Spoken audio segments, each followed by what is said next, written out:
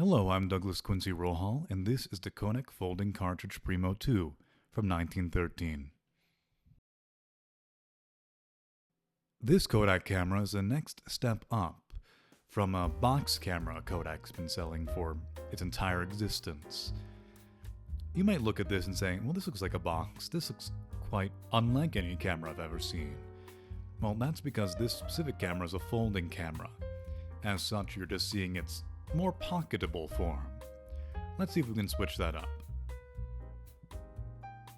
There, that looks like the camera we know and love. It is currently in its unfolded position, in portrait mode, if you will. This camera weighs 19 ounces and has black leather bellows. Truly luxury, but a necessity to keep the light from soaking into the film preemptively. The red lens is so the film can tell you what exposure you're on, as you had to advance the film manually. This camera was one of a few models, the 2 and 2A.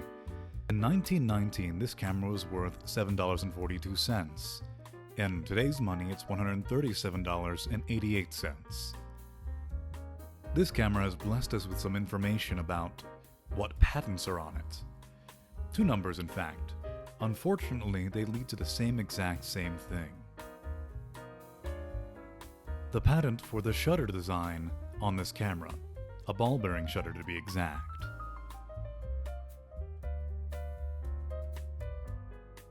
Key for retro photographers, the film for this camera is still made.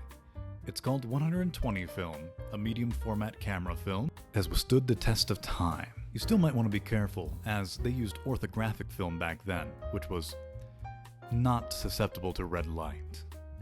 Now let's open this camera up, so you could do it if you found one laying around. First, you pull at this lever, which is its foot for extensions in portrait mode.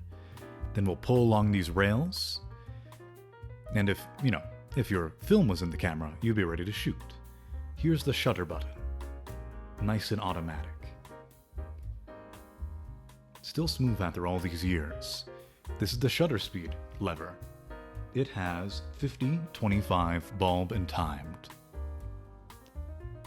Here is the iris control. It has settings 1 through 4. Though technically it goes infinite either direction. Well, I would keep it in between 1 and 4, as you'll be actually able to calculate what you're trying to do. Here is the film advance knob. It only turns one way, and this is how you move your film forward. If you were to use modern film, however, you'd be going in blind, as the film for this camera originally had a paper back which denoted what exposure you were on at any given time. Let's skip through some fiddling here real quick and get to the next component, closing up this camera.